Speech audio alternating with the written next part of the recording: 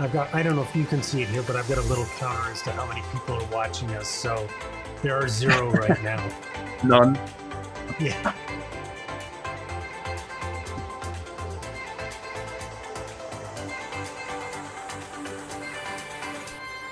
I would imagine we'll get a couple. Yeah. If nothing else, I got a like on the post this morning from a coach I know who's down in the Tucson area, and she used to be a player for my club when I was, she was one of the young players that came up, and then she became a coach for us. And I said, we used to say, okay, well, 10 o'clock we got a coaches meeting, and we'd meet at Applebee's or somewhere and have a beer and talk about things, and so we'd be, she came out with us and she said, oh my God, you guys, we always thought we always said you might talk about us, but we didn't really think you talked about us. I'm like, oh no, we talk about you. All the time. Oh yeah. Unfortunately, we talk about your parents too.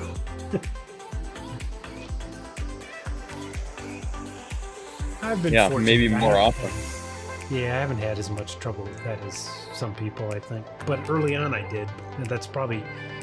I can't remember the guy's last name. There's a guy who used to coach at College of DuPage, and Coach John, and I've forgotten John's last name, but he's, that's years ago. But he kept me in coaching. I was my first year. I had the parents from hell, and he just said, stay with it. We need good coaches. You're doing. Don't worry, it's not you. And I'm like, okay, well, I'll take that. Take what I can get, but I'll take that.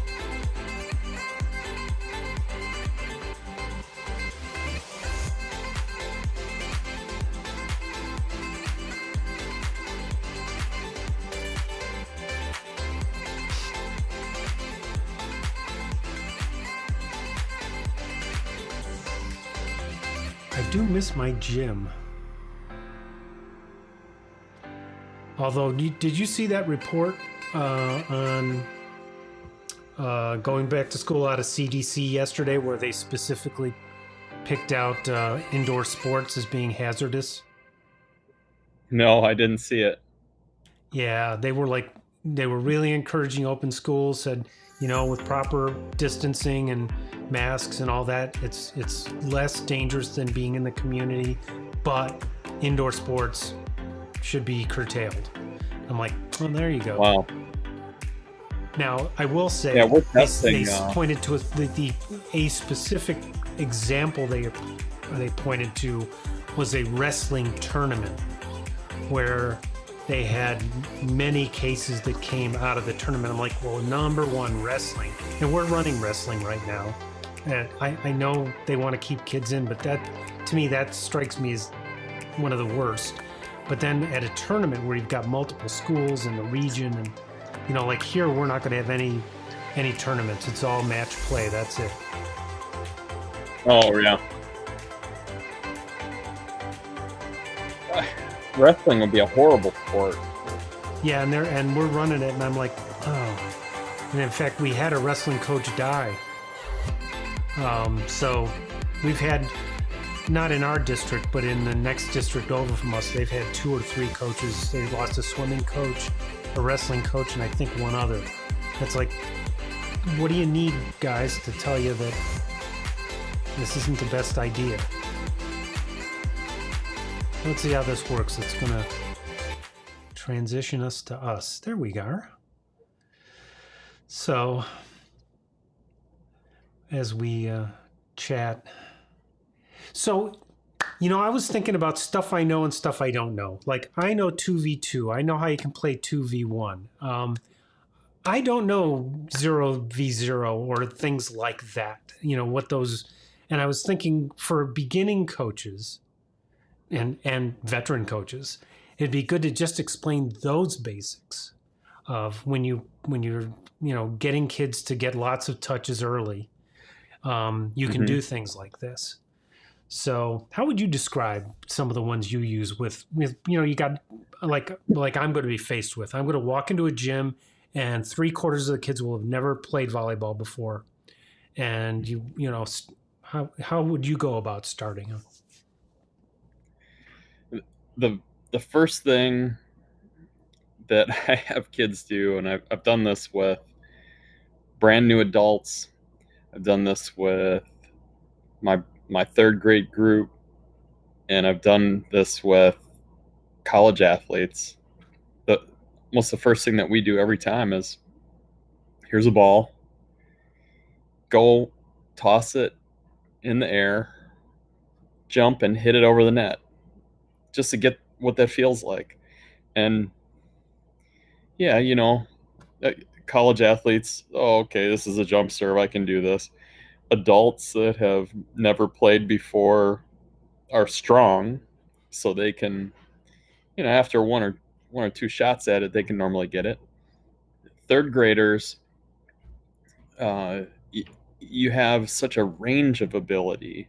Some of them can do it because they've been playing outside, climbing trees and riding bikes and all that kind of stuff. And then there are other kids that have just been sitting on the couch, so it takes them a little bit longer.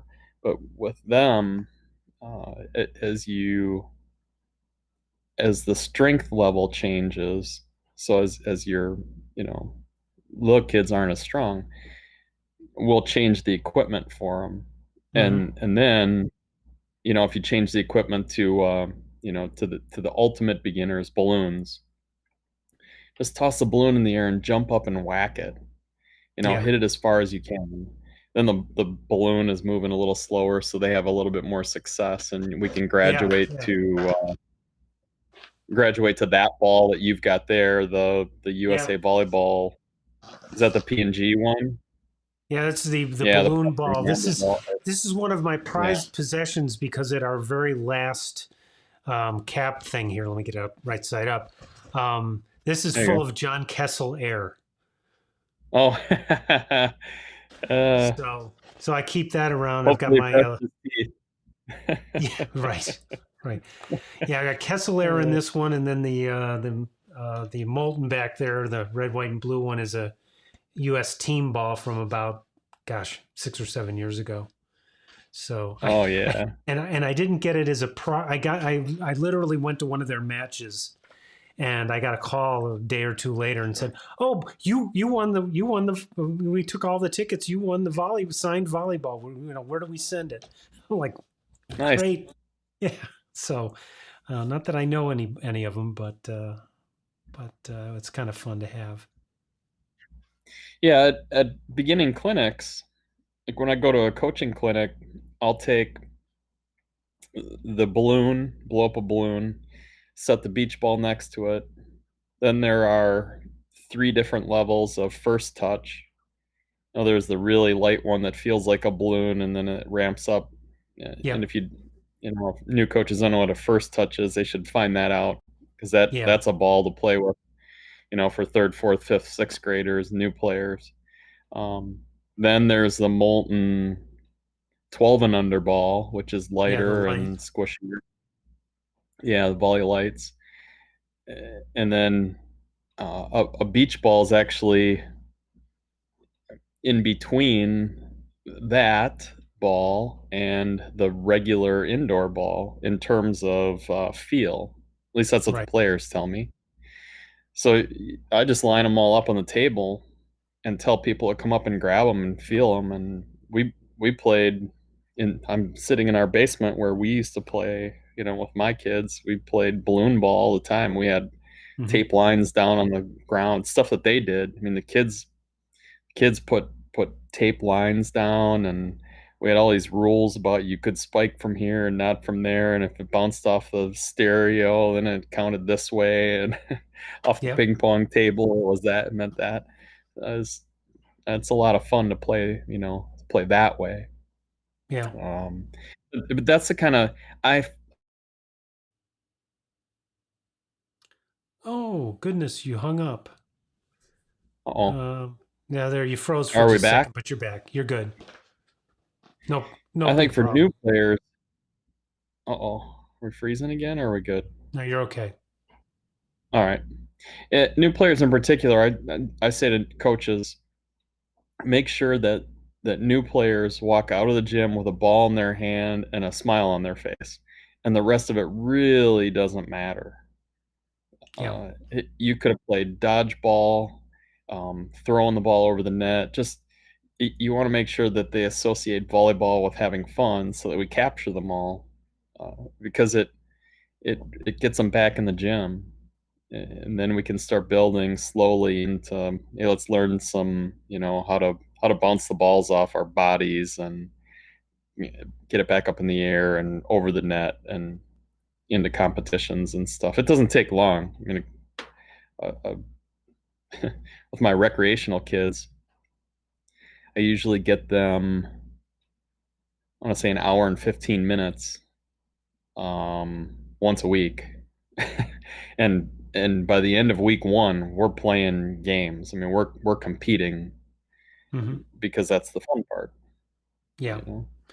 Yeah, I found with my high school boys, not jumping right into things like underhand passing. Just say, look, here's an overhand pass. Maybe we'll go and just feel the ball. Maybe I'll give everybody a ball and have them do a little wall stuff just to get a feel for it. He said, now what I want you to do is, try to get 3 hits, but try to hit overhand over the net after you set the ball up. Play twos on small nets, and split the gym up as many ways as I can, and get them playing, even at tryouts. And people are like, well, you got to measure all this stuff at tryouts. I'm like, no, I don't. I just need to see if they're having fun. And I'm going to have some guys who are really not very good to start with, and that's fine. I picked up a group of, I think this was 2 years ago now, a group of eighth grade boys. My nephew asked me if I would coach their team. They wanted to play in a girls' tournament. I said, sure. When's the tournament? Next weekend. Like, okay, Perfect. so we're gonna take all these guys. As 8 guys, they've never played, and as soon as I heard eight, I'm in, because Yeah. 8 boys on one court is perfect. Um, and for them, the same thing. Here's a ball, toss it in the air, hit it over the net. Jump and hit over the net at your partner. And we did that a little bit. We played doubles, we played quads, and we had 2 practices, 2 hours. The first practice we played all doubles and 4-on-4 and 1-on-1. Then the second practice we did a lot of that, but right at the end, for maybe about 15-20 minutes, we played 6 versus 2, so that they could just feel what it was like to have 6 guys in one small space. Yeah. And we went, and I probably lost a couple of friends. Some of my friends were coaching their girls teams, and the boys, we won the tournament, and these girls had been playing all spring. They were very regimented in how Right. they held their arms, and you know you have to shuffle to the ball and you have to put up your double block. Well, the guys are like, hey, set it high, and like in golf, Yeah. tee it high and let it fly, right? Grip it and rip it. I mean, yeah, we just threw the ball up in the air, and they took wax at it, and they sprayed it all over the gym. It was really something to watch. But by the end of the day, and you know how this goes, I mean, everybody that has coached a team at a tournament, why are we playing so well at the end of the day? And we were terrible in the morning. Well, it's because you played all day, Right. and, Right. and so the guys, they were learning as they were going. I think we lost a match. We lost a couple of games throughout the day. And by the end of the day, and the championship was good. We played the second, the what I really thought was the best team in the gym. Um, and in 3 games, it was a good match. And our guys had just adapted that quickly and learned. So get them playing as soon as you possibly can, so that it's Yeah. fun. Yeah, and I've been on both sides of that because I've coached on both the girls and boys side. So I've had girls teams playing boys teams. I said, ladies, you're not going to see anything like you're used to. It's going to be random. Balls that you didn't think another team would get, they will get. They will make shots that you have never seen before. So be ready. And by the way, if you stay and use your good team techniques and defend and understand that these guys will do things you haven't seen before, you can beat them. But if you are all mechanical, if you don't react to what they do, they're going to cause big problems. They're going to hit, balls are going to come in. You're going to go, that point's over. And it's like, no, not a chance. And the boys on the same side was, like, okay, these girls will run stuff on you. You're just going to have to see it, figure it out, adapt to it. Somebody had a question. Well, I think it was your question about hitting. Yeah, it was yours on the forum. And I was thinking about it, and people were talking about fast or slow, and I didn't respond. I didn't follow the rules, right? I was like, I don't know if I fast or slow, but I remember reading a couple of books and going through some executive coaching training years ago, and one was Inner Game of Tennis, which has some great stories in it. And it would talk to another concept of talking about self one and self two. Self one is like, can do these things. Self two is the one that keeps talking at itself and saying, oh, you got to do this, you got to do that. You got to turn self two off. And of course, we coaches become self two, or that little voice in the player's head going, you need to do this. And so you got to get them out of it. And so I thought, I was working with this. I got like a last minute call to run a clinic in the evening, and it was real red. I was at a club before Mike. Mike would say, "Come in and do stuff." The club I was at was, here's exactly what you're going to do. You're going to do tossed passes back. And it was young kids, they're 12, 13-year-old, and I had this 6', 13-year-old awkward girl who just could not underhand pass to save her soul. And we were just doing easy under toss to her, pass it back. And she's shanking them all over the place.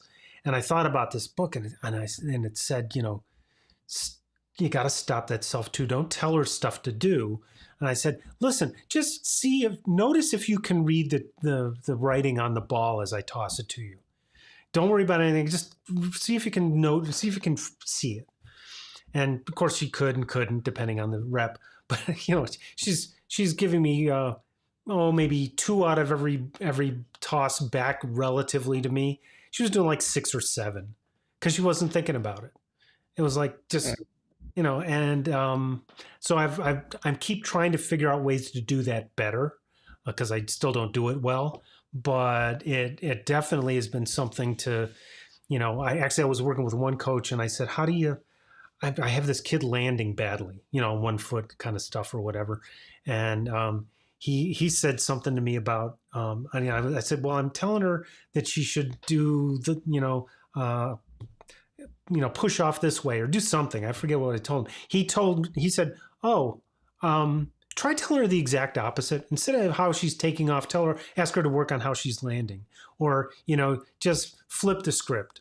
And even then you're telling them to think about themselves. It's even better to get them to think about, okay, just see if you can hit that, get in the direction of that external target over there, or, anything that, cause I was terrible at it in the beginning. I was teaching every little technical thing, and it doesn't work. No, it doesn't work. Yeah. The thing that I've settled on now, especially with the really young kids, and not just them, I mean, even people that are just learning the game. Let's say it that way. It's really not about age; it's about experience. We're looking for ways to get them to self-regulate or to self-judge, because the coach can't always be there. So, in the one-on-one game, where if I'm hitting a ball to you, I'll hit the ball over, and the coach really should say something to you like, make the ball go up. No matter what you have to do, that guy is going to hit the ball to you. Make the ball go up in the air. And when you make it go up, then the second ball, you have to make it go up again. So what that does to you is, if you're scattering balls all over the gym, it's really hard for you to get the second ball to go up. So what that's going to make you do is it's going to make you think about, how do I refine what I'm doing well enough so that I can get the ball to go up so that I can get to it the second time. Right. And what that's really simulating is a pass, and then having some control over where the ball is so that you can set the ball. Hmm. It's really a nice way. I mean, the coach really doesn't even have to do anything. You're figuring Oh yeah. out, that's self-organization. Well, that goes into parent training because there's and I saw this in club, especially as we got more training. Back in adversity days, Mike was bringing lots of education into the club, Mike and as we Hewlett we're got talking about, for yeah anybody who's yeah watching. yeah. Sorry about that. Yeah. Yeah. So Mike would say, "Hey, let's just get this going," and we'd be. What I found was we would be saying less and less, and parents would be getting more and more anxious. Aren't you supposed to be telling my daughter what to do? Like, not at every touch. Or that concept. If you're a brand new coach watching this, and you will be watching it after this. If you happen to join us in any of our future ones, you can type in comments or in the chat and we'll actually respond to them. But for those of you watching after the fact, we really are trying to kind of think about what it would be like. What was it like when you're first coaching, and what would help you? And you will have parents, especially, let's say, the classic, you're a parent and you got drafted into coaching your fourth or fifth grade team. Get them touching the ball, get them doing, don't worry about technical stuff, get them having fun over the net. I mean, and to BJ's point, if you got to throw it over the net to begin with, okay, but they'll figure it out pretty fast. And then, you may have some parents go, why aren't you telling them more? It's like, cause that just, gets in the way. We give them what Mike would go, summary feedback, Steve, summary feedback. And I will have Yeah. BJ explain summary feedback that, if you ever went to a Kessel's, John Kessel is in your ears when that happens. But Here's my favorite story about that is, I went and took Cap 3 when they used to hold it out in Colorado Springs. okay. And I'll never forget where we had to. Uh, it's a terrible situation, but you as a coach have to run a drill with a dozen other coaches in the middle of the drill. So all the so-called players who are really coaches, they want to be coaching too.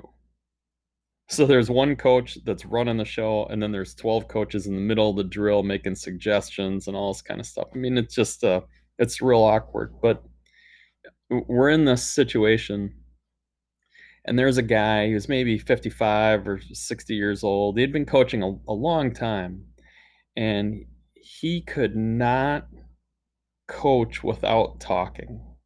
He was just constant, blah blah blah, the verbal diarrhea, right? He's going Mm-hmm. crazy. And it was so constant that I stopped hearing him. And about, I don't know, it was 2 3 minutes into the drill, the coach at oh, where is Todd? He's at Central Florida. Todd Dejanay walked. He was one of the teachers. He walked over and he whispered into this guy's ear, and then the guy quieted down immediately, and he started saying something only about every 30 seconds or a minute or so. And then I could hear him, and he was actually saying some good things. Mm-hmm. He was just giving us so much noise that we couldn't hear it. And afterward, somebody asked him, and it wasn't me, but somebody asked Todd, "What did you say to him when you walked over?" And Todd said, "You're coaching right now at a 10. You need to dial it down to a 3 so that people can hear you."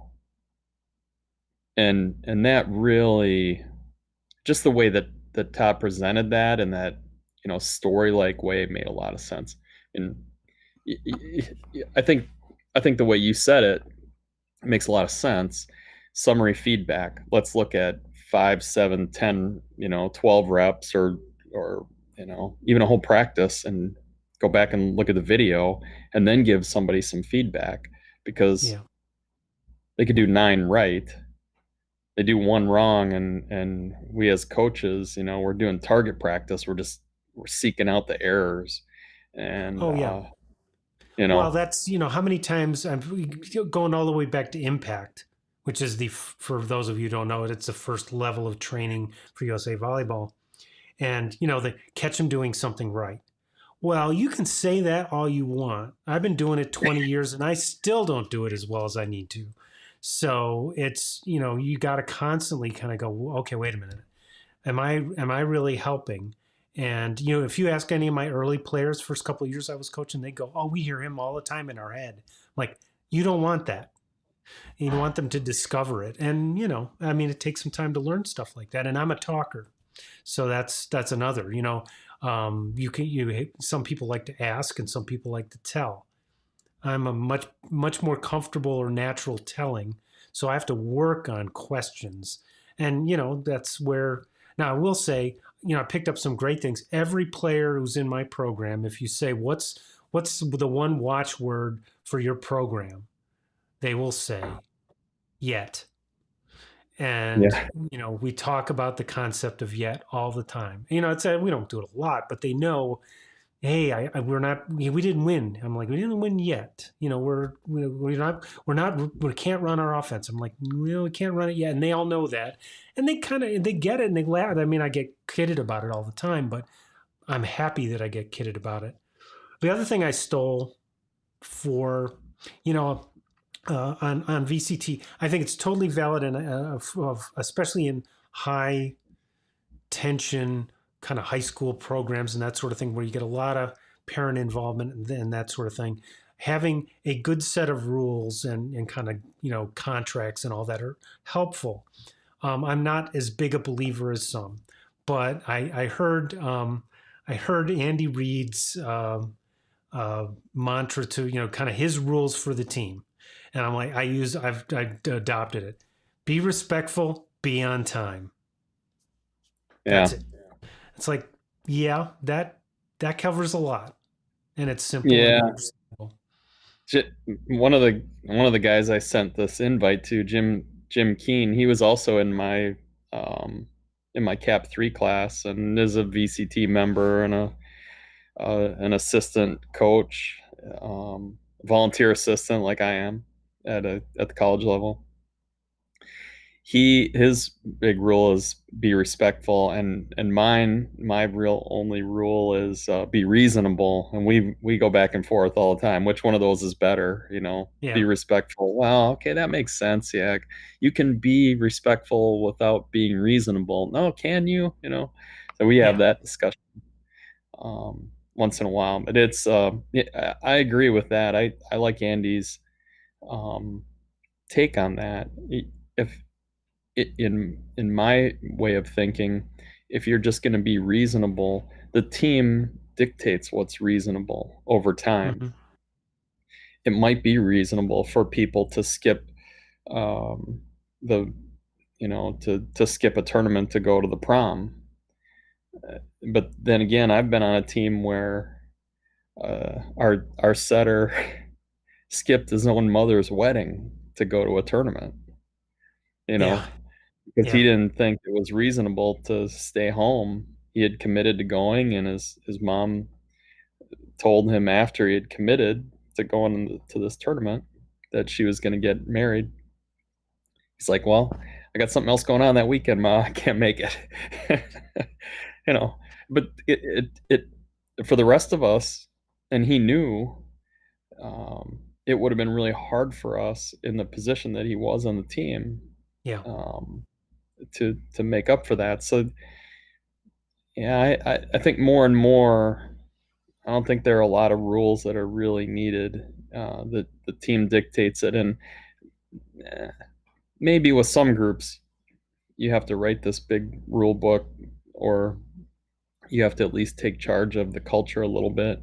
Maybe if yeah, you're coming into a situation that you haven't been in, or you're taking over for somebody else where you really want to change a culture.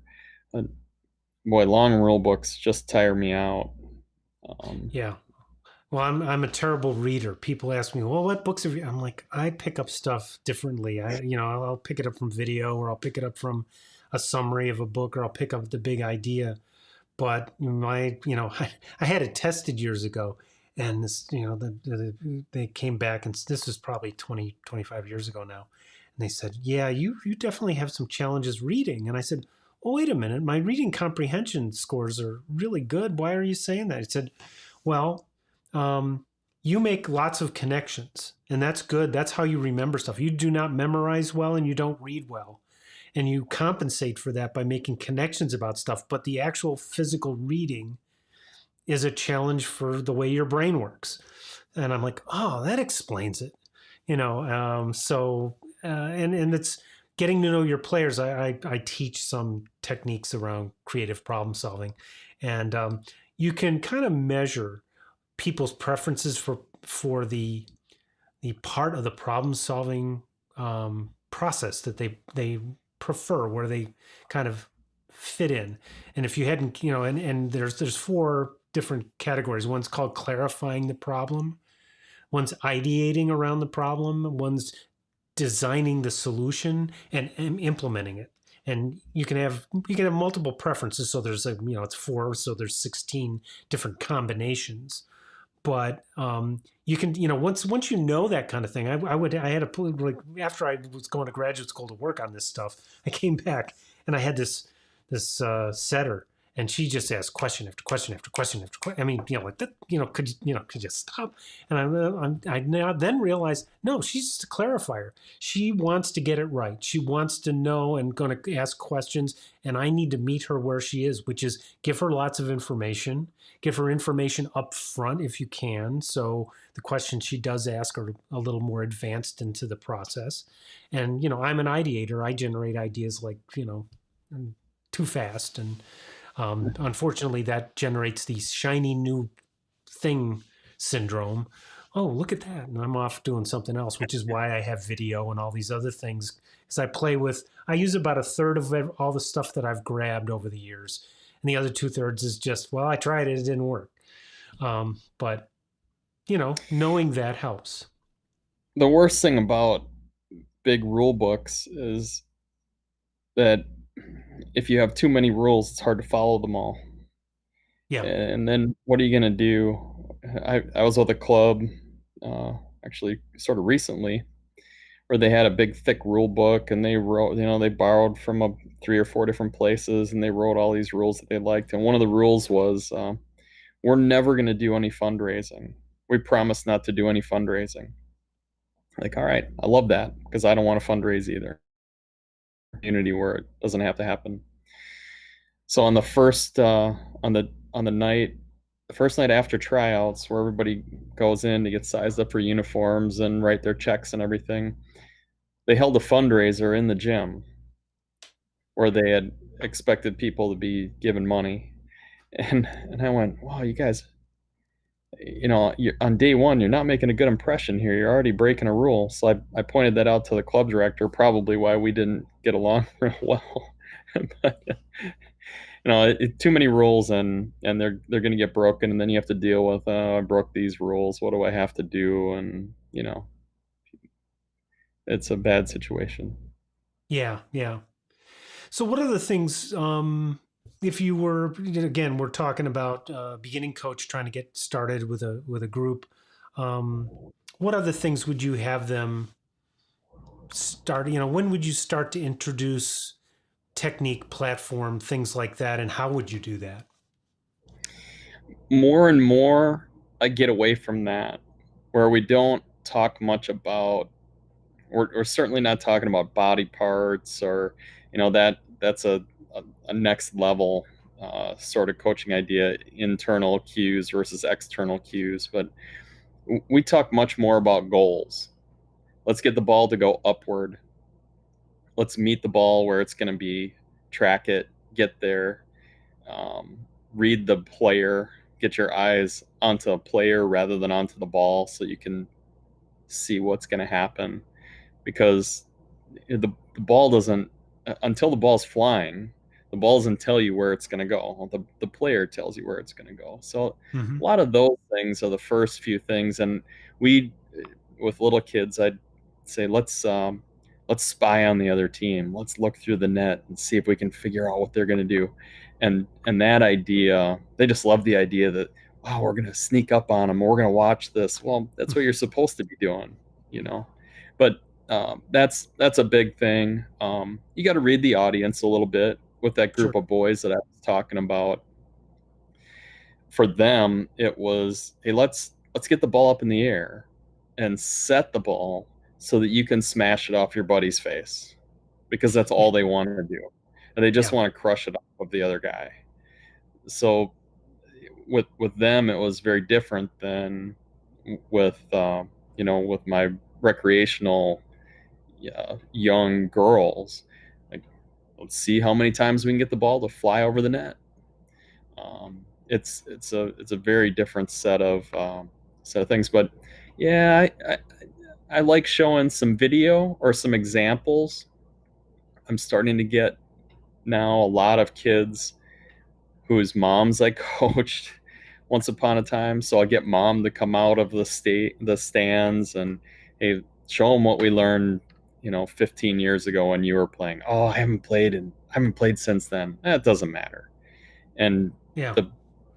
the parents are just, are certainly good enough models for beginners Mm-hmm. to see, oh yeah, that's kind of how you move over to the ball, or that's how you hit a ball or set a ball or spike a ball or whatever. Mm-hmm. So I like showing just those examples, and then you don't have to. One of the big ideas is, let's not be exactly like them. That's kind of what you have to do, and you experiment for yourself. What's the best way for you to do that same task? So Mm-hmm. that's where we go, So Yeah. just so that we can start to play. That's the biggest thing for us. Yeah, I think that concept and well, of course, how many times and for those who don't know who John Kessel is, John is a very influential, if not godlike, force. And I just got a note from him. He sent that posting the other day about his place up in Colorado, which I Yeah, it's would love beautiful to there. get up to visit him sometime. Um, but you know, listening to his kind of get him playing, get him having fun, but when he also describes the typical, gym class of six people standing there and nothing, I mean, essentially nothing going on, just watching the ball go back and forth. It's kind of it is what the sport can become if you're not a little Yeah. careful about it, and that's where One net, twos. one ball, right? Yeah, Isn't that how gym class volleyball was? One net, yeah, one ball, 20 people, and it right. was horrible. Or worse yet, lines of people Yeah. waiting to play. I can We see were that. in, Go ahead. oh, go ahead. Oh, I was just saying I could see that a little bit. Like we would walking back at Mike Hewlett again for those who watched earlier, or who was the reference earlier. Mike would, we finally settled into you come in the gym, speedball, just play speedball till we're ready to start. And so you didn't have any wasted time. The girls would come in. Actually, one good for beginning coaches, one good idea that I like a lot, and we talk a little bit about the difference between girls and boys and how you coach them up. And there are some differences. I don't want to get too stereotypical about it, but we found that, and this was my prior program that Mike wasn't real fond of, but that doesn't matter. I learned a lot there. Things I don't do now, but also things I do. And one was bring the girls in 15 minutes before practice. Their arrival time's 15 minutes before we start. They need a little bit of socializing. How was your day going? Getting their bags out, getting ready. The guys don't need as much of that. I do a little bit, but not much. They just want to, they throw their stuff on and they get on the court. So it's a little different vibe. But I found that giving them that time led to more attention once they got on the court. Yeah. Yeah, that's true.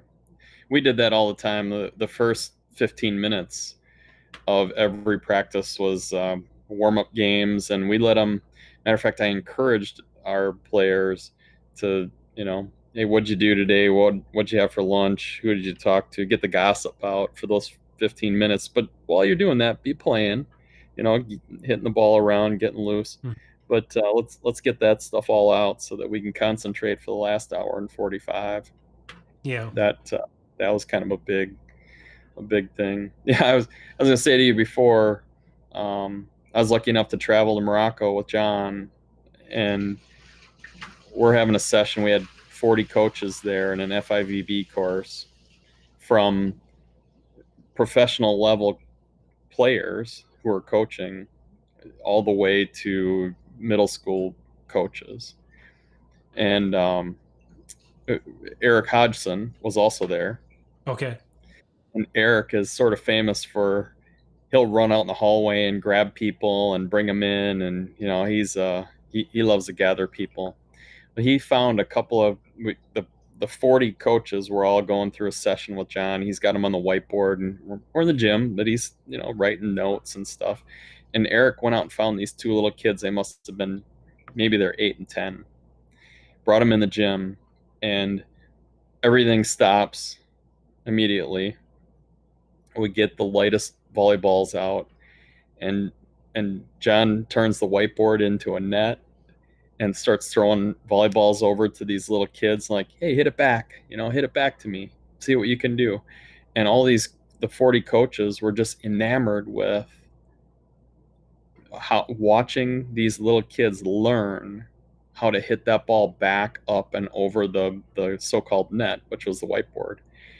I would have never in my life predicted that you could get all those adults to watch a first, second, third grade kid as they go through that learning process. And John does it so well. He wasn't saying anything to these kids other than encouraging them, hey, make it go up, make it come over here. Not telling them how to hold their hands, their arms, or anything. It took 5, 7, 8 balls before these kids are hitting it over the whiteboard, and all the coaches that are in there just wowed by that. It really doesn't take much to get your first couple of, to get that ball flying over the net. Yeah. And then the learning can really begin. Yeah, and if you're watching this after the fact, part of the reason we're doing this, or it is real selfish on my part, I learn every time I have a conversation like this. I think back and go, okay, how many times last year did I start with technique rather than getting them to just and my background is I coached club for 16 years or so. Moved here, didn't quite connect with the club scene here, and so I thought I threw my resume into a high school bin, and one of the best high schools around had this opening, and they had actually late in the game asked me to come in, and they were like, you don't have high school experience, and we kind of want that. And I'm like, no, I'm not the right guy. I totally understand. You need somebody who's done this, and you're going to find people who've got my experience and more. So cool. And they were like, yeah, okay. Well, same school district and in different high school, different demographic, no club. This school was all club players or 50% boys club players. I get this call and they're like, are you still available? I'm like, yeah. I said, yeah, we got this. Our coach just left town and we tryouts start tomorrow. And by the way, you won't be able to start for, like 10 days. You got to get fingerprinted, like do all this stuff. I'm now a certificated substitute teacher, and not that I've done it, but I have the certificate and all that stuff. But so now I'm back into, last year I had 9 seniors, 6 had never played before. So, the good news was they were athletes, they were soccer players mostly. And, but they've got, how do you teach them the game fast? Because we're going to play teams that have bunches of club players. And, and how do you prepare them mentally? I believe in competition. I've not used the cauldron concept, but I don't think mentally we're in that place. We're in the place of having Yeah. fun with the game and preparing them for. By the way, these guys are going to be tough, but you'll learn from them and have fun with it. Do I what you think can. it's a couple of simple things. The first thing is with newer players, you move them farther off the net. Hmm. The passing target becomes 10 feet off Yeah, in the middle of the court. And then we don't set them anywhere near the net either because it's the that net's a never works barrier well. for success. Yeah. Yeah. Yeah, so we're going to run our whole offense from 10 feet off, and we're going to set the ball. Some people think that a higher set is easier, and it's actually a lower set that's easier to attack. So the setters, it's also easier to set a lower ball. It's harder to set really high. So one of the early lessons is move them off the net, set the ball a little lower. Maybe the hitter has to get a little closer to the setter because we don't want to be setting, out to the pin at a 2 height. But a 2 ball is a really easy ball to hit. Well, And that's actually, and that happens, by itself. I remember when Mike Hewlett again said, "Hey, I would like you to coach with me and at the lower levels. We need to bring more coaching expertise to the 13s. We on the girls' side, we hadn't even gotten to 12s yet, so we were doing seventh and eighth graders typically, and." You noticed that the girls figured it, and this is girls mostly. They figured it out. They were like, if you're a seventh grade coach and you got a relatively new team, one of the things you're going to find is you're going to try to get them to set the ball probably to the outside hitter. That's the person on the left hand side, and they'll do that. But if you have them setting from the right side, which most of us would have you do, again, any option you want to use. But if you have them setting from the right side, they're going to set the middle at least half the time because that's the easiest set. And you go, so where should I put my best hitter? Probably in the middle at that point in time. If you want to, I'm not at that big into wins and losses at 13, but if you want to win, that will work well for you in general. And by the way, you're going to lose some matches with teams that just put the first ball over all the time. Get over it. Just try to make better volleyball. And if another team does that, okay, it's fine. Don't, well, play. I'd prefer if they do it because I mean, maybe I shouldn't say I'd prefer, but it makes things easier for us. If they're going to send the first ball back to us, we get the ball more often, so we're going to Right. improve that. You're going to get more touches and get better faster. Yeah, yeah. So there are a lot of ways in those early years. A lot of girls start at 7th grade. Sometimes it's 5th grade or 4th grade. There are a Yeah, lot they of start ways early to. up your way, don't they? Especially in the Catholic school system. Yeah, Catholic school system. You can get not just Catholic. I guess private. A lot of Yeah. private schools in the Sheboygan area. They start at 3rd grade, Okay. and Milwaukee area is the same way. I don't know about Green Bay and going north, but as you go south from where I'm at, you find kids that are. I mean, we have a 10 and under state championship or region championship.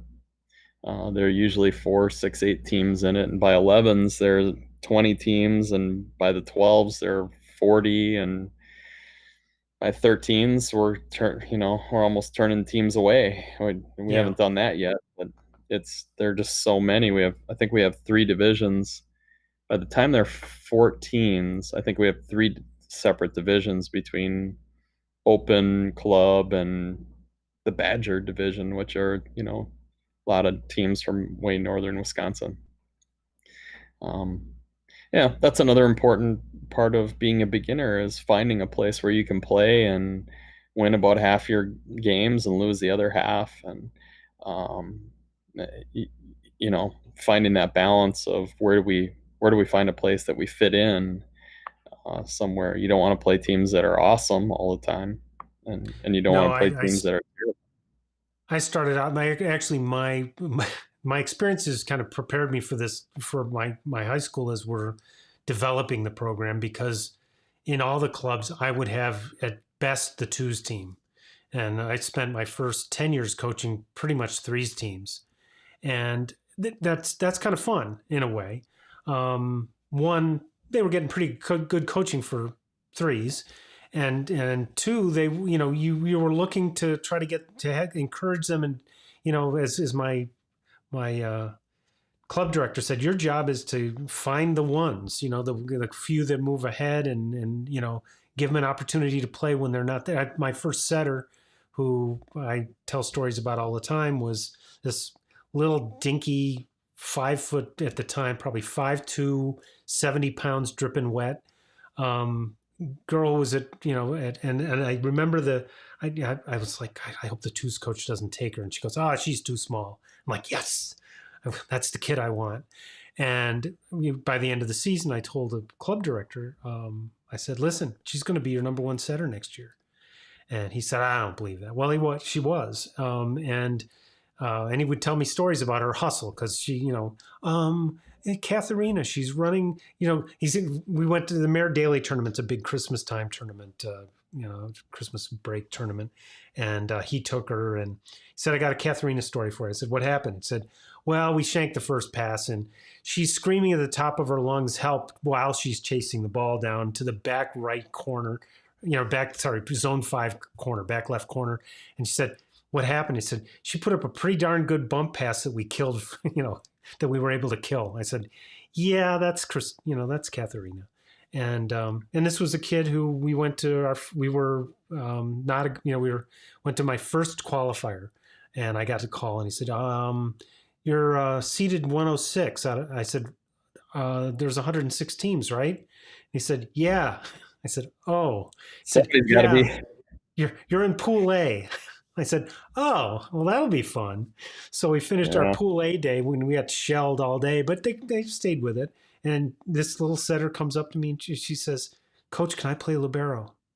And I said, well, I know, yeah, but you want a set. She goes, we're not getting the ball to the setters. I think I can get the ball to the setters. And I was like, God love you. And she played libero for the rest of the season for me. We put a combo team together. She got to play setter there. But when she went to college, her claim to fame, she was, ran a 5-1 for 4 years. And her claim to fame was she was good defensively. They would try to hammer her, and she put up a perfect ball every time. She said, and she told me, she said, I wouldn't have done that if I hadn't spent that time. So I'm like, the one setter that could play defense in the country. Yeah, exactly. Yeah. So, I think that's a big lesson for coaches. In the beginning, you can't tell who's going to be good. The beginning ability is no measure of ending ability, which was, that was a Carl McGowan saying. He said, you say that all the time. And there are so many examples of that. I just listened to a podcast today of one of the kids at Green Bay, where I'm an assistant coach. She's on a full 4-year scholarship. When she was 16, it was either a 15 or a 16 at one of the big clubs in Minnesota. She was on their last team, which would be like the 15 sevens. Oh, wow. And she's not it's not because she was 6'8". I mean, she's maybe 5'10", 5'11", but in those 2 years between 15s and 17s, she became good enough to earn herself a scholarship. Mm-hmm. From the lowest team in the club to all of a sudden she's playing open level. You just can't tell. So giving a kid a shot early is really important. Yeah, and I think stereotyping too. I remember we took, I had again another one, threes team, and this is back when they had the invitational tournament, so it's kind of the tournament you don't have to qualify for. And we weren't planning to go, and my kids came to me and said, we want to go. And I said, it's going to be tough. And they said, we want to go. I'm like, okay. And we went, and we went over. But we had a good time. We learned a lot. And during the tournament, we were playing this, it's 15s. We're playing a 15s team, and this 6'1", 6'2" girls, running middles. and she's in warm-ups, and she's hammering the ball. And I guess I don't. It was before we played him. We were reffing him, and I'm watching him warm up, and I'm like, well, that's cool. And then her coach goes, okay, set. And she switched and started setting, and she was running a 6-2 with this kid setting from back row and hitting in the front row. And I'm like, and I went up to her after and said, that is so cool. I'm so glad to see you, not just saying, hey, she's just going to be a middle. And she said, well, she's 13. Her uncles are 6'8" and 6'10". And I'm just sitting there going, I don't know the kid's name, but I'm like, future Ball is D1. her Yeah, last name. right, right. Oh, it's just, I mean, you look at it and you go, God, you got to love that. And not, you're talking about players like that. I don't want to be, I guess I'm going to take a little bit of an advantage of a Green Bay guy. But you got a Brady guy. I mean, whoever thought he was going to be that? Yeah, Maybe his coach at Michigan. But maybe. you know, but you don't know who's going to have that. I don't know that the combination of physical leadership, mental, all of that. It's tough to find, and that's one of the reasons I kind of wanted to do this is to get people to be able to come in and ask questions of it. A lot of the stuff I see, and it's great stuff, is all with top level coaches talking about the toppest level athletes you can have, and there's this big bottom of the iceberg that kind of needs attention too, and to make it fun and to make it a good experience, because they're not going to be, some of them will, but most of them are just going to, I hope, have fond memories. And I love to see my players come back as coaches because they love the game. Well, we say all the time of adult leagues, adult tournaments. It's not the A league that pays the bills. It's the B league, the C league, the recreational league, and it's the same thing in youth sports. Those kids want to come in and play, so let's get them out there and play. And you're seeing a lot of clubs now that have 2, 3, 4 levels of players, and some people say, oh, it's just a money grab, they're using the younger players. Well, if those players want to be on a team and they want to go play and they say yes to playing on the 16 fours, then why wouldn't you have them play? It's a way to have players get out and play, and you do find that there are, it's not every player, but it's maybe one or two a year will move up a team or two or three and become excellent players. They don't have the skill at the beginning. It's what you were talking about before. It's just not yet. Right. That's a really important concept. Well, and you see things. I had a kid who I got annoyed with as a coach because here's this kid, she's playing soccer, and we had bad weather. So we're going to Minneapolis and she's my DS, and she would have been my starting libero, except she would miss stuff. And I'm like, well, you're a DS. I got another libero who was also very good. And she sent me a note before Minneapolis and said, I got soccer this weekend, can't go. All right. That's why you're the DS. We'll be fine without you. Go do what you need to do. The next year she committed to the sport, and the thing I found about her was she had this innate ability that you don't see very often. Because I watched her play in high school after that and in club a little bit. She was never where you would put her, but she was always where the ball would be. And and as a coach, I'm like, I'm not even gonna, I'm gonna let you do your thing. And and she wound up playing, you know, for Lewis and doing very well. And you kind of go, okay, here's a threes kid as a freshman in high school is playing at Lewis, which is a great program. And and you see kids like that, and you realize that, to your point, we don't know who's going to be that, and we can guess, but there's that. There's little injuries. There's all kinds of things that contribute to it. Yeah, it's got to be fun. I keep Yeah. telling players it has to be, you, you can't just look 5 years in the future and say that's what I want to do. I mean, every day a coach has to make sure that it's fun for players because it may be their last season. It may Right. be the only time they ever are on a travel team. And there's no reason you can't have fun at the same time as learning a whole bunch. Well, I got a kick out of it when I was trying to put something in the thumbnail for this morning. I was looking through some old pictures I had, and I just, years ago came across this photo of my clipboard. And that's what they do. That's they found my clipboard, they found my pens, and they started drawing flowers and drawing Steve's garden. And I'm like, yeah, that's where they're having fun. It's the stuff they're going to remember. Yeah, I gave them a video camera one year and just said make a video, and they put this really fun. I just gotten a gimbal, and I gave them my old phone and the gimbal, and said just shoot stuff.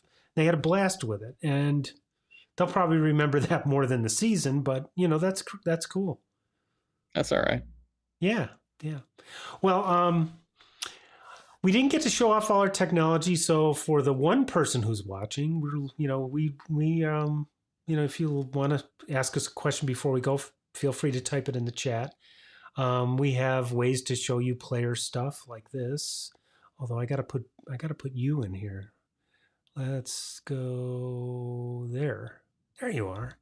And things like that. So we'll be doing these kinds of discussions in later sessions, but and hopefully more people will come along and ask questions because we can.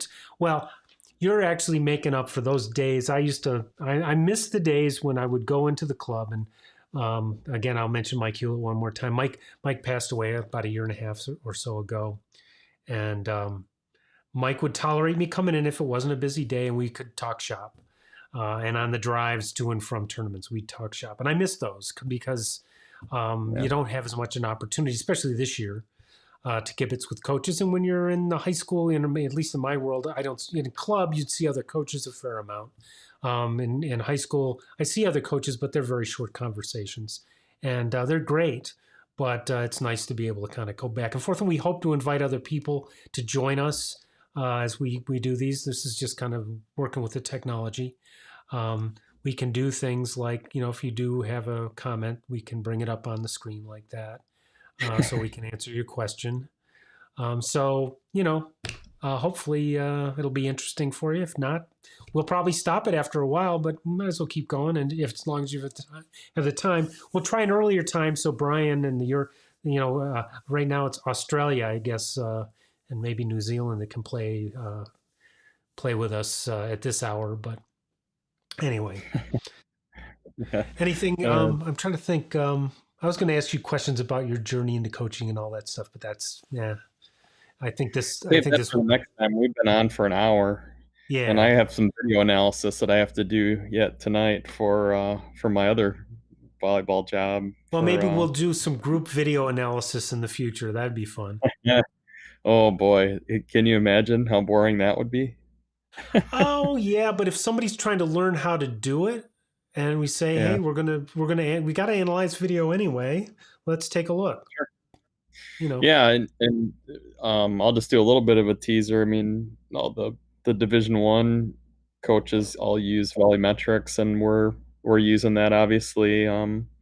So it's pretty neat the way you can filter stuff out. And my job is passing, so I'll do the game planning for the other team's serve receive, and I can go through probably 2 matches of their serve receive, get them all tracked in just about an hour. Wow. If they're 3-game matches, you see one, and we wrote a program on the computer, so you see the pass, click, click, click, and then move on to the next one, click, click, click, move on to the next one. It takes 5, 6, 8 seconds to rank every pass or each pass, and then if you're coaching new players, you don't have to pay attention to that just yet. Yeah, that's true. That is true. But even when I would say by the time the last team that I had, when they were maybe 13s or 14s, we were tracking the other team to find out, just on paper, not anything real Yeah. fancy, Yeah. tracking who on the other side was passing well, who wasn't. And after about a half a game, 3/4 of a game, we lit up the worst passer every time and Yeah. won a lot of matches that way. No, that's right. A little And more that is sophisticated at relatively the college level. well, it's even more fun to get your, if your kids are a little bit more advanced, just to get them to notice that, to take, to have them take the notes. Just mark down where, what kind of pass each one made and, write their number down and come back and tell us. It gets them thinking. Yeah, that's for sure. No doubt, lots of fun. Lots and lots of fun. Well, look, this has been great. I got some things to think about, and we can talk about some other stuff next time. And we'll probably try earlier in the day sometime when it works for your schedule. My schedule is a little more open, although it's hopefully going to get busy soon. But it's been this is my quiet time of year.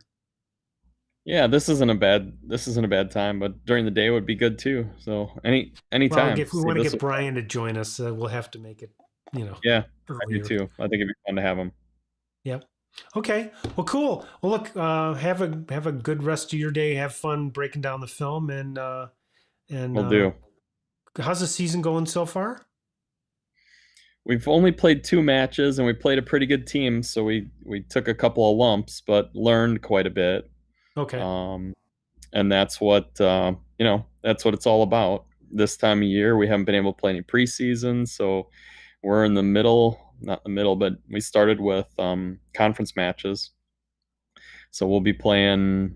When's our next one? Monday and Tuesday. We have conference matches again, so we got to come out. Just like in the NFL, you have to forget that match and move on to the next one really quickly. I don't know. Have you watched Ted Lasso? No, I haven't yet. I've heard it's pretty good. You need to watch that. And the takeaway from that is he asks this player who's struggling and goes, "Do you know what animal has the shortest memory?" He goes, "No, coach." He goes, "Goldfish." He goes, "Be a goldfish."